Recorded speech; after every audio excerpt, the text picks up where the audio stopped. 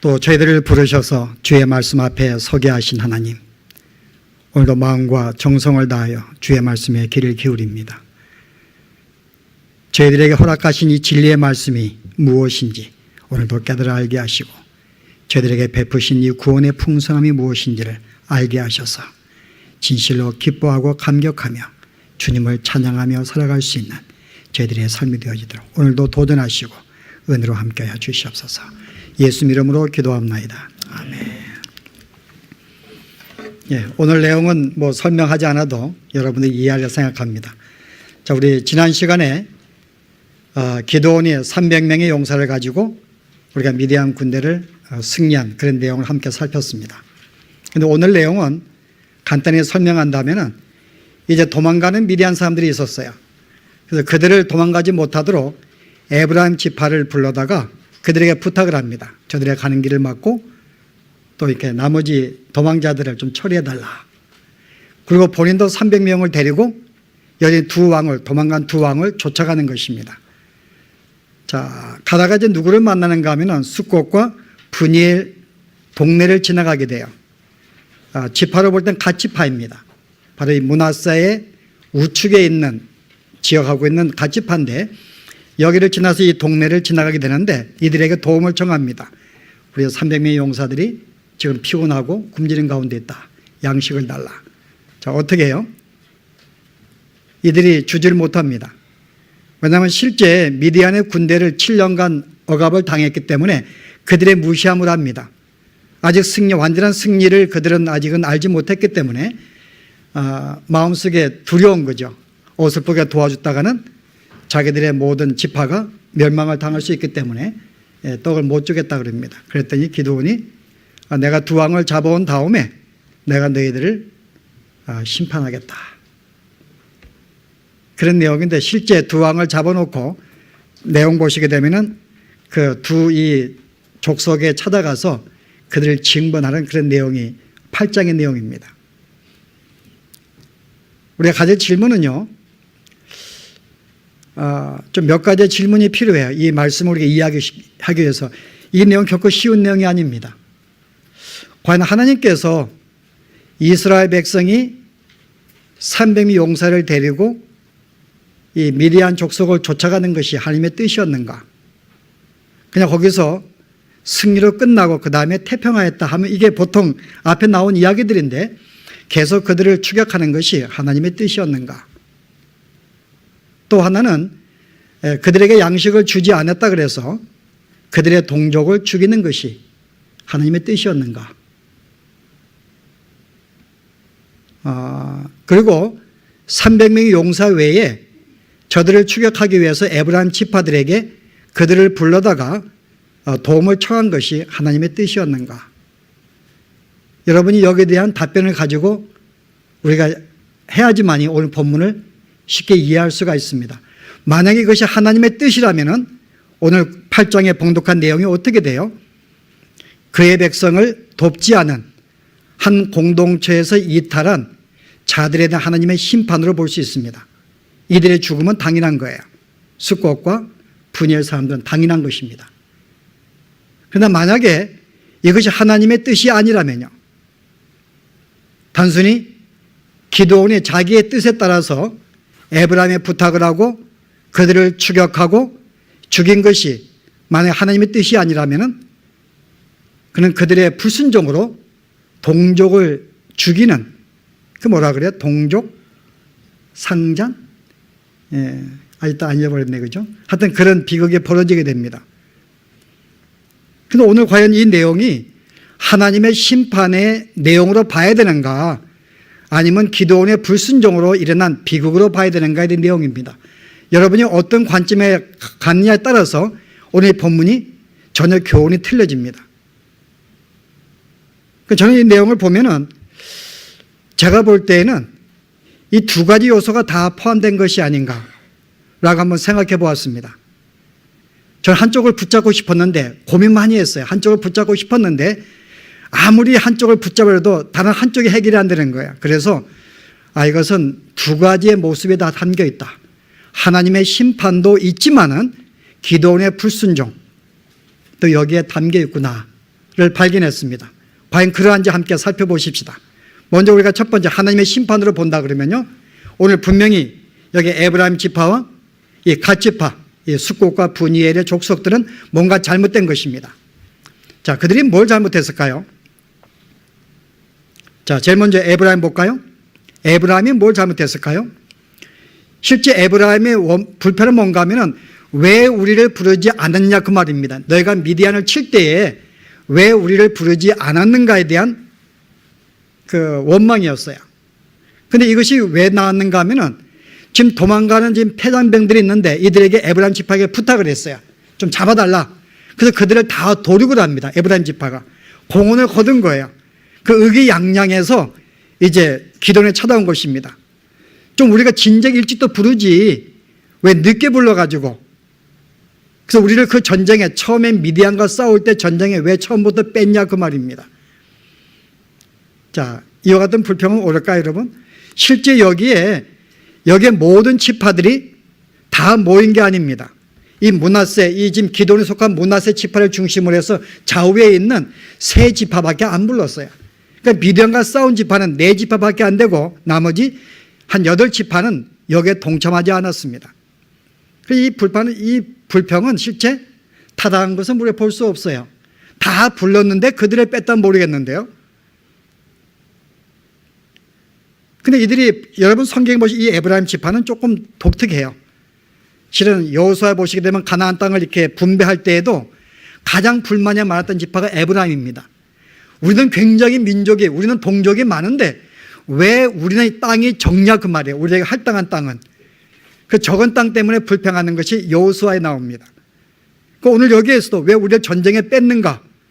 12장에 가시게 되면 또 입다가 또 전쟁에 나갑니다. 근데 거기에 승리하게 되는데 이때 에브라임이 또 찾아와요. 왜 우리를 뺐는가 그럽니다. 근데 그때는 입다는 기드온과 틀려서 기드온은 부드러운 대답으로 그들의 분노를 가라앉혔는데 입다는 그 나중에 우리가 함께 또 나누겠지만 산적 두목입니다. 그 말 용납 안 하죠. 그래서 모든 지파를 불러다가 에브라임 지파를 다 멸망시켜 버립니다. 결국은 나중에 패망해요. 그러니까 이들은 성경에 보시면 고질병입니다. 에브라임은 무슨 병이겠어요? 일종의 시기심도 있고 뭔가 다른 지파보다 자기들이 으뜸이 되기를 원하는 그런 마음이 있어요. 여러분 요한일서에 보시면은 그 요한 3서에 으뜸이 되기를 좋아하는 한 성도를 소개합니다.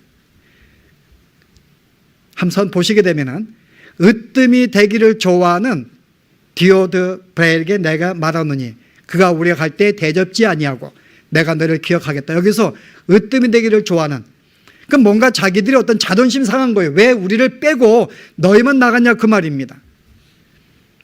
뭔가 시기심도 있고 뭔가 자기들이 앞서서 내가 너희보다 더 뛰어난데 어떤 자기들의 어떤 교만함도 있어요. 그 이와 같은 어떤 마음이 복합이 돼가지고 지금 따지고 있는 것입니다. 나중에 실제 이스라엘을 남과 북으로 나눈 것도 에브라임 지파예요. 에브라임에 속한 누가 있죠? 여로보암. 바로 여로보암이 바로 에브라임의 지파에 속한 자입니다. 그가 솔로몬 왕국에 반대해가지고 10지파를 모아서 북쪽 이스라엘을 건국하잖아요. 바로 그가 에브라임 지파입니다. 그 시대 에브라임 지파는 철저하게 어떤 거에 자기들의 어떤 한 공동체로서 하나의 소속된 자를 생각하지 아니하고 뭔가 저거보다 내가 뛰어난 우월한 뭔가 나아야 한다고 하는 그런 생각에 사로잡힌 자들이었습니다. 또 하나의 지파는요, 여기 숫곳과 분이엘 갓 지파입니다. 이들의 문제는 뭘까요? 내가 잘못 도와줬다가는 자기들이 모든 집안이 망한다고 생각을 했어요. 망할 것이다. 그 자기들의 안전을 위해서 미디안 사람을 두려워하여 그 일에 동참하지 아니합니다. 지금 다른 모든 지파들은 이 전쟁에 참여해서 함께 고생하고 수고하고 있는데 지금 여기에 있는 이 갓 지파, 이 숫곳과 분이엘은 자기들의 안전만을 생각한 거예요. 혹시 우리가 잘못 도왔다면 우리가 죽임을 당하지 않을까? 자기들의 어떤 평안함, 자기들의 안전, 자기들만을 위해서 실은 자기들의 동족 이 전쟁에 참여하지 않았던 것입니다. 지금 전쟁에 참여한 것도 아니에요. 밥만 먹여달라는 거죠. 그것도 거절한, 은혜를 베풀지 아니한 굉장히 몰인정한 그런 지파로 등장합니다.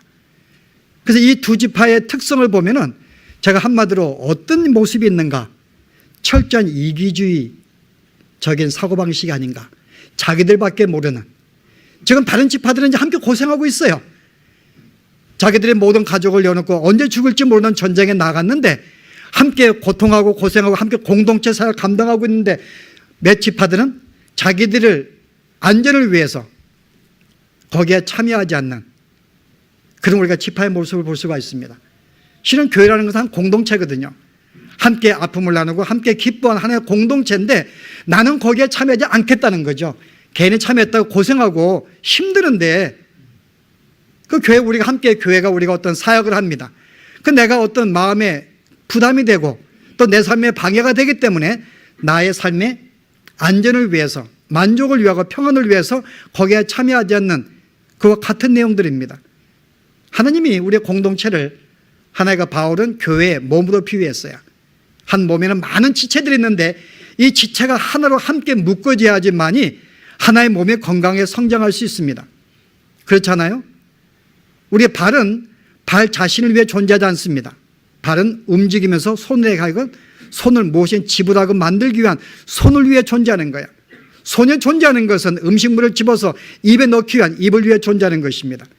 입에 음식물 씹는 것은 그 외에 우리의 내부에 들어가서 다른 우리의 모든 인사이드 우리의 내장 어떤 그런 부분들이 영양분을 흡수하라고 도와주는 거야. 그래서 바울은 각 지체는 자기를 위해 존재하지 아니하고 다른 지체를 위해 존재하나니 그렇게 말합니다. 이게 공동체의 특성이에요. 우리 한 식구가 되었습니다. 한 식구는 함께 울고 함께 웃는 거예요. 그런데 다른 식구들이 고생하고 있는데 나 혼자 나의 안일함과 나의 만족을 위해서 남을 위해서 빠지겠다는 거죠. 이런 점에서 이들은 전쟁에 참여하지 않았다 그 말입니다. 그 결과로 하나님의 심판을 받게 되었다. 어때요 여러분? 그럴싸하죠. 왜냐하면 이들은 공동체의 어떤 이 에너지를 약화시킨 존재들이니까요. 한 공동체가 하나의 마음으로 나가도 힘든데 자기들이 거기에 빠지는 말미암아 하나의 공동체를 하나를 파괴한 잔자가 됐기 때문에 그런 점에서 하나님이 그들을 심판합니다. 실은 이들은 미디안의 어떤 이 진노를 피하려고 거절했던 거예요.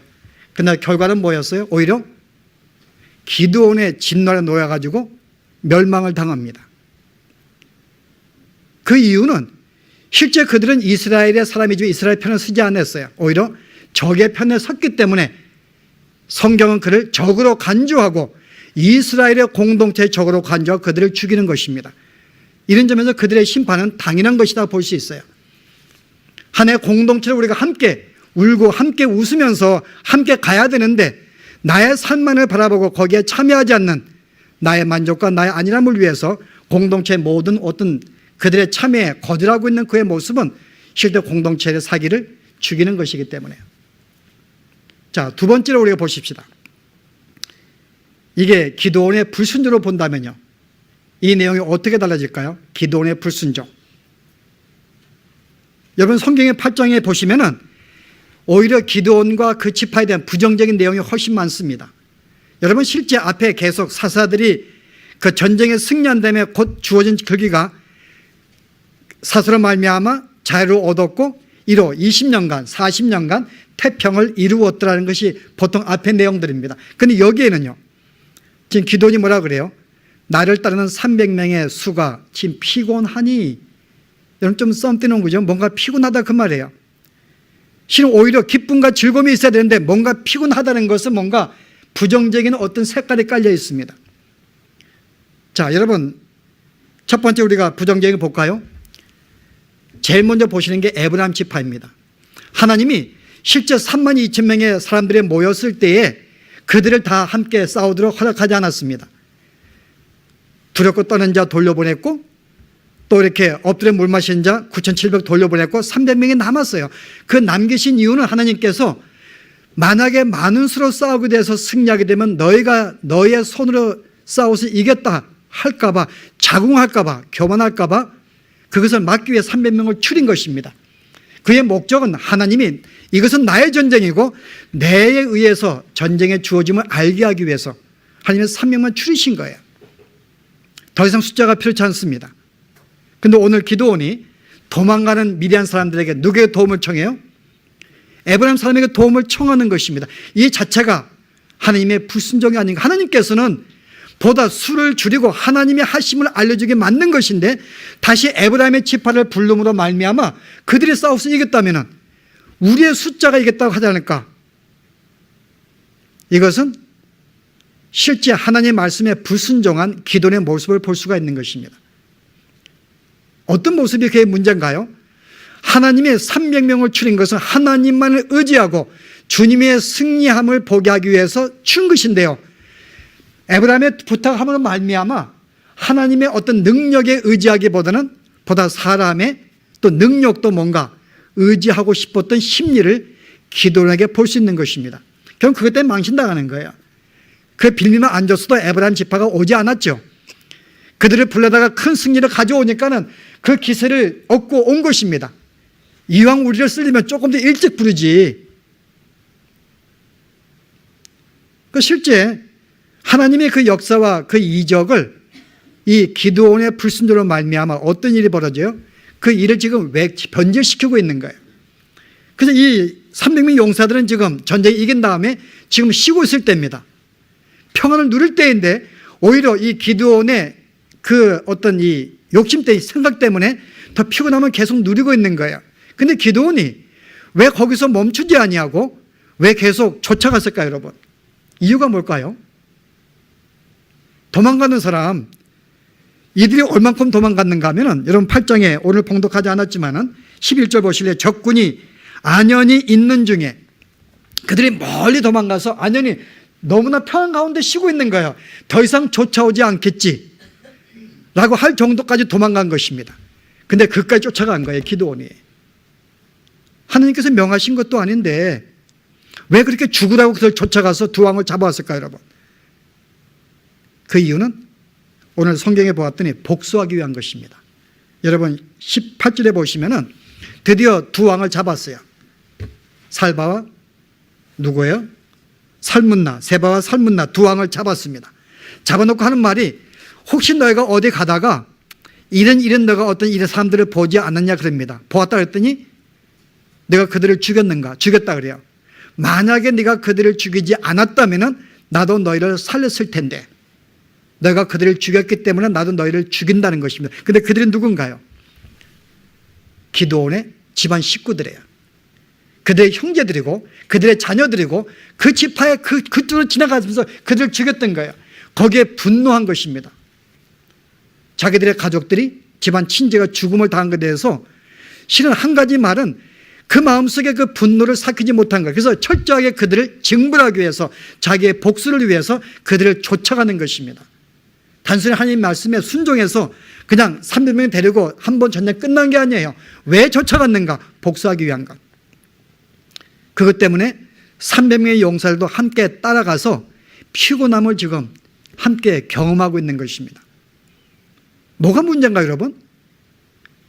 물론 복수하는 것도 문제지만요, 개인의 어떤 뜻을 이루기 위해서 당신의 백성을 데려 전장에 나간 것도 문제가 있지만 더 큰 문제가 있습니다. 여러분 그게 뭘까요? 굳이 에브라임의 도움을 청하고 그들을 끌던 이유가 뭘까요, 여러분? 그것은 철저하게 하나님만을 의지하지 않겠다는 말에 담겨 있습니다. 300명만 데리면 내가 하나님께만 의지합니다. 주의 도우심을 간구하고 주님께 내가 맡깁니다.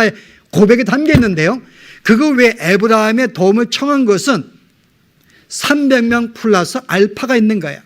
무엇인가 우리에게 있어야겠다는 거죠. 쉽게 설명하면은 이스라엘 백성들에게 복음이 들어간 다음에 유대인 가운데 수많은 사람이 예수를 믿게 되었습니다. 그러니까 유대인 그리스도인들. 근데 그들은 예수를 믿음으로 구원받는다 이것만은 만족 못했어요. 그동안 율법을 지켜온 이 풍습이 있기 때문에 이게 예수만 믿으면 믿고서만 구원받는다, 열심히 율법을 지켜서 구원받기로 소원했던 자들인데요, 하루아침에 예수만 믿으면 율법을 혹 지키지 못해도 여러분 이게 여러분 믿기가 쉬웠겠어요, 여러분? 그래서 그들은 어떤 일이 벌어졌어요? 온전한 구원을 위해서는 예수를 믿는 것 플러스 알파가 그들은 강구했던 것이 무엇인가 절기를 지키고 할례를 받고 11조도 드리고 무엇인가 해야 한다는 거죠. 그래야지만이 온전한 구원을 받을 수가 있다. 여기에 복음 플러스 알파가 들어간 거예요. 같은 내용입니다. 철저하게 300명은 하나님만을 의지하는 것입니다. 하나님의 능력으로 구원을 준다는 것입니다. 그런데 그것만을 의지하지 않는 300명 플러스 알파, 그게 에브라임을 부른 거예요. 무엇인가 인간의 능력, 인간의 조건, 무엇인가 인간의 어떤 무엇인가 힘도 있어야지만이 전쟁에 승리할 수 있겠다는 그런 생각 거기에 들어간 것입니다. 여러분, 이게 기드온의 큰 문제였던 거예요. 하나님만을 의지하지 아니하고 하나님 외에 실은 에브라임을 부르지 아니해도 만약에 300명만 가지고도 실제 미디안 사람에 도망가는 사람들을 만약에 쳐들어갔다 할지라도 하나님은 승리를 주었을 것입니다. 그게 하나님의 명령이니까요. 근데 왜 에브라임을 불렀냐 그 말이에요. 여기에 인간의 이 인간의 죄성이죠. 하나님의 절대적인 능력을 의지하기보다는 뭔가 여기에 플러스 나의 능력과 나의 열심과 나의 무엇도 있어야지만이 온전한 승리를 가져오지 않겠는가라는 그런 생각이 담겨 있는 것입니다. 철저한 믿음이 없었던 거죠. 근데 두 번째 문제가 있어요, 여러분. 두 번째 문제는 뭔가 하면은 여기 기드온의 모습과 나오는데요. 자, 이제 이 숫곳과 이 분이엘, 이 동네 사람들이 협전해서 그들을 죽이로 작정하고 죽입니다. 실제 이 사람들 여러분들이 아니 지금 미디안 지금 전쟁에 금방 승리한 도망가는 사건을 이 사람들은 소식을 못 들 수도 있습니다. 아니 소식을 들 수도 있어요. 그런데 아직 전쟁이 끝난 게 아닙니다. 지금 치고받고 싸우는 단계이기 때문에 잠시 피난 가서 다시 올 수도 있기 때문에 이들이 볼 때는 어설프게 도왔다는 죽임을 당할 수 있다는 생각이 있었어요. 두려움이 있었죠. 그건 그들의 약함입니다. 그런데 이 약함을 그들은 기도는 용납하지 못했던 거예요. 이게 아이러니한 거예요, 실은. 그들 잔인하게 죽입니다. 여러분 실제 보세요, 여러분. 이 기드온 자체가 어떤 사람이었어요? 왜 이 기드온이 이 사람 용납하지 못하고 죽이게 되었는가요? 자신을 알지 못했던 거죠. 실은 하나님이 기드온을 처음 부를 때에도 이거 얼마나 두려운 자였어요. 너무 두려워가지고 이 보리 타작을, 이 곡식을 타작을 포도주 타는 틀에 가가지고 숨어서 이거 타작할 정도로 두려워했던 사람들이 미디안 사람을. 그리고 굉장히 의심이 많았어요. 하나님이 함께 한다 그랬더니 믿지 못해가지고 양털을 시험합니다. 함께 하신다면 양털에 이슬을 또 한 번 시험했더니 그 다음에 땅에 이슬을. 그러더니 마음속에 의심이 있는 거예요. 왜냐하면 그 전에 천사가 제단 위에 제물을 쌓고 불러 태워서 함께 하심을 보여주었잖아요. 그런데 마음속에 의심이 있는 거예요. 300명 군사가 있을 때 마음이 두렵습니다. 이 숫자가 싸우라니 이 숫자 가지고 하나님이 그에게 확신을 주기 위해서 어떻게 합니까? 그 미디안 군대 한번 장막에 가봐. 그래서 그들의 꿈소리를 듣고 하나님이 함께 하심을 그때서야 믿고서 순종하는 자세는 하나님이 그렇게 만드신 거예요. 그는 처음부터 부름받을 때 강한 자가 아니었습니다. 그는 의심이 많았고 약한 자였고 두려움도 많았고, 근데 하나님이 그와 함께 계속 설득시키고 확신을 시켜주고 함께 붙잡아 주어서 그때서야 순종하는 자세가 됐거든요. 그런데 숫곳과 분이엘은요, 아니 처음부터 증거도 보지 아니하고 어떻게 처음부터 그 기드온을 도울 수 있겠냐 그 말은 너무나 약한 기드온의 처음 상태와 같은 거예요. 기드온은 수많은 증거와 이적을 봄에도 불구하고 두려움을 가졌는데 그렇게 갖지 못한 이 숫곳 사람들이 약함 아닙니까? 그런데 그들을 죽였다는 것은 자기의 옛날의 약함을 알지 못한 거죠. 마땅히 이 사람은 그 약함을 이해했어야 되는 거예요. 그 용납했어야 되는 것입니다. 그리고 기회를 줘야 되는 거예요, 실은요. 너 나하고 똑같구나, 실제. 그래서 내가 기회를 주겠다 그러고 왕을 잡아온 다음에 그 마음속에 확신을 줄 수 있잖아요, 그죠? 이것 봐라, 이제 하나님 함께 하셨다. 그들은 성장시키고 있었던 것입니다. 그러나 그런 국리를 베풀지 아니했던 거예요. 무엇이 문제인가요? 실은 국리를 베풀지 못한, 정말 형제를 오히려 그들을 공격한, 여기에 문제가 있는 것입니다. 여러분 실제 저는 여기 이 기드온의 8장의 내용 보면 기드온의 모습이 참 굉장히 너무나 다른 두 가지 모습이 나와요. 에브라임 사람이 공격할 때는 뭐라 그래요? 너무나 공손하게 부드러운 대답을 합니다. 물론 그들이 힘이 강해서 강한 자에게 약자의 모습을 보인지 몰라도 뭐라 그래요? 야, 에브라임의 끝물이, 그 에브라임이 사선 끝물이라는 것은 다 포도를 다 이렇게 경작한 다음에 남은 찌꺼기, 뭐 늦게 난 것들, 쓰고 맛없는 거죠. 쓰레기 같은 것. 그것이 우리 아비에셀, 그것은 자기의 하나의 지파의 자기의 족속의 하나의 족속을 말합니다. 이 므낫세의 한 족속. 그래서 거기에 우리가 맛 포도보다, 가장 잘 익은 포도보다 더 달지 아니하냐. 무슨 말이에요, 여러분? 야, 우리가 아무리 내가 공로를 세고 미디안을 쳤다 할지라도 너의 하늘을 내가 비교하게 되겠는가? 나는 아무것도 아니야. 그들에게 부드러운 대답으로 이 에브라임의 지파의 마음을 어떻게 해요? 아주 그 마음을 녹였어요.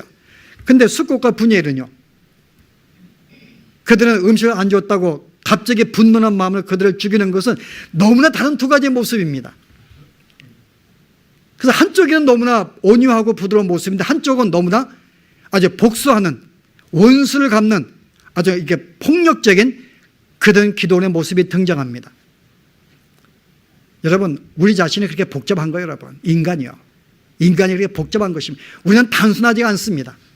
우리에게는 실제 아름다운 모습이 있어요. 기도원과 같이 말씀에 순종하고 싶은 그런 마음의 소원이 있습니다.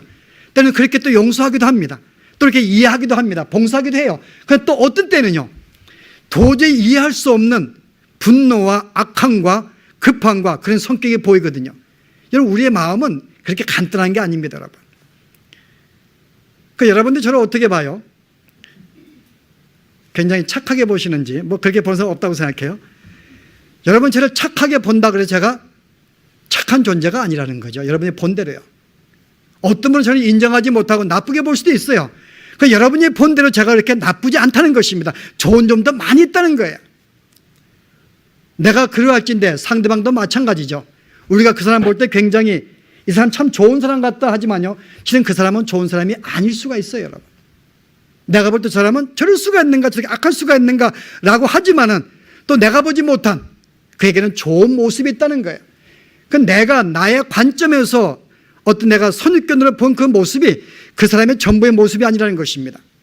나는 보통 내 이해 관계 속에서 나의 관점에서 보는 거예요. 그 내가 예쁘면 다 예쁜 거고 내가 싫으면 다 예쁘지 않는 것입니다. 그러나 그렇게 본 나의 관점이 옳지 않다는 거예요. 우리는 그 나의 관점으로 봐서는 안 됩니다. 왜냐하면 사람은 너무나 복잡하기 때문에 내가 본 그 모습이 전부가 아닌 거예요. 그 교회에서만 본 이 모습이 전부가 아닙니다. 집에서 어떤 일이 벌어지는지, 제가 독재자인지, 아니면 여러분이 저를 뭐 밥도 안 하는 남자로 볼지 모르는데 혹시 제가 날마다 밥을 하는지, 그건 아무것도 모르는 거죠. 여러분이 교회 나와서 우리가 함께 웃고 즐겁고 우리가 아름다운 사랑의 모습 보이지만은 그가 다른 데서는 어떤 모습 보일지 모릅니다. 그 우리는 굉장히 복잡한 존재예요. 오늘 기도원이 그런 모습을 우리에게 보여주고 있는 것입니다. 복잡하죠. 그래서 우리 한 가지 우리가 발견한 교훈이 뭔가 하면은, 여러분이 우리 인간 자체, 성도를 할지라도 남에게 언제나 큰 실망을 줄 수밖에 없는 약한 존재인 것을 우리가 알지 못하면요, 여러분은 교회에서 생존할 수 없습니다. 왜요? 금방 실망하고 뛰쳐나가니까요. 어떻게 인간은 저럴 수가 있는가? 근데 인간이 저래요, 여러분. 인간이 저렇다 그 말입니다. 인간은 그런 아주 악한 어떤 그런 폭력적인 기도원과 같이 정말 그들을 죽이는 여러분 그런 모습들이 인간에게 있어요. 그게 잘못해 발각이 됐을 뿐이죠, 여러분. 실수로 나는 발각 안 되려고 예를 쓰고 있는데 그 모습에 발각이 된 거예요, 실수로. 그래서 우리가 사람은 바로 이와 같이 복잡한 좋은 점도 있지만은 우리가 이해할 수 없는 그런 악한 모습도 있다는 것을 우리가 이해해야지만이, 약한 점이 있는 걸 알지만이 우리는 그를 이해하고 포용하고 기다릴 수가 있는 것입니다. 그렇지 않으면 우리는 금방 그를 욕하게 되고 분노해서 네가 나가든지 내가 나가든지 교회 생존 못하게 되는 거죠. 그럼 오늘 우리가 받을 교훈이 뭘까요? 저는 한 가지 교훈이 있습니다. 여러분, 그게 뭔가 하면은, 실제 물론 하나님이 우리를 쓰실 때 우리 약함을 아시고 쓰시는 거야. 나를 들어가지고 준비를 시켜서 강건한 자를 만드셔서 하나님 사람 만드는 건 하나님의 섭리입니다. 그 내가 약한 것은 꼭 나쁜 건 아니에요.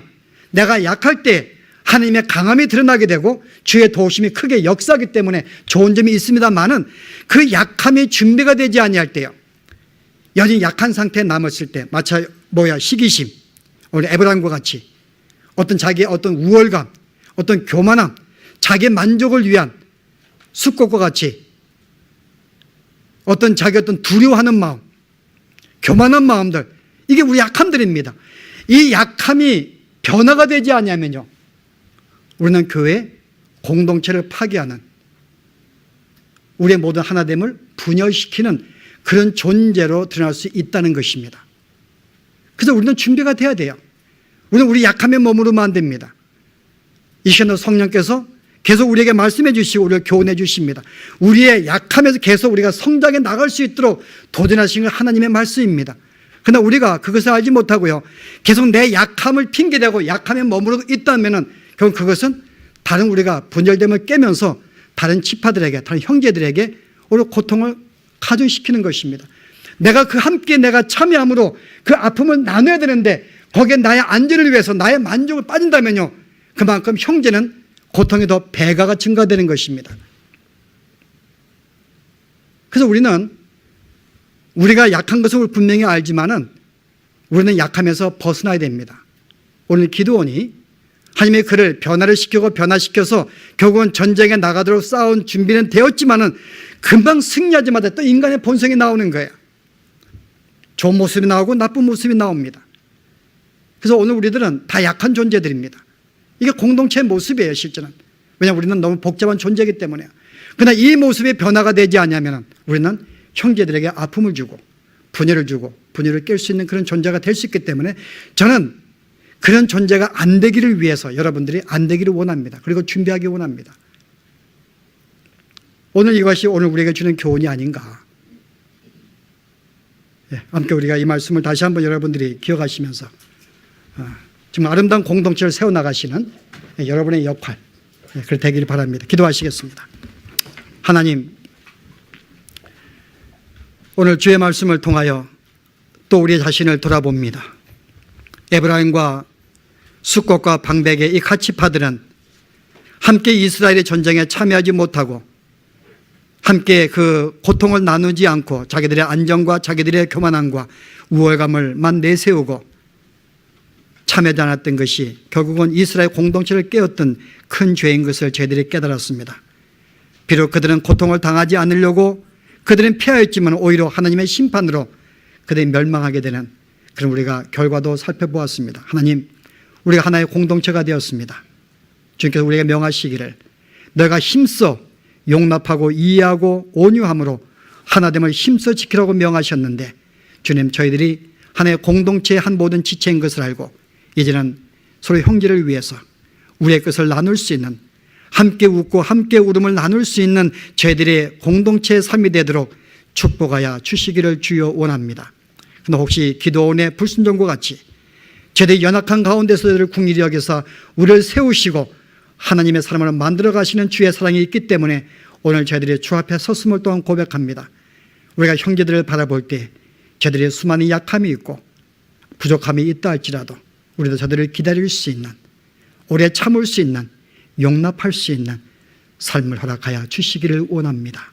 뿐만 아니라 때는 우리의 약함이 변화되지 아니할 때에 오히려 형제들에게 아픔과 공동체를 깨는 결과를 가져는 원인이 될 수 있는 것을 알고서 저희들이 약한 가운데 머물지 아니하고 더 주의 도우심과 인도하심과 교훈하심 속에 아름답게 변화되어 가는, 온전해 가는 저희들의 삶이 되어지도록 또 축복하여 주시옵소서. 예수 이름으로 기도합나이다. 아멘.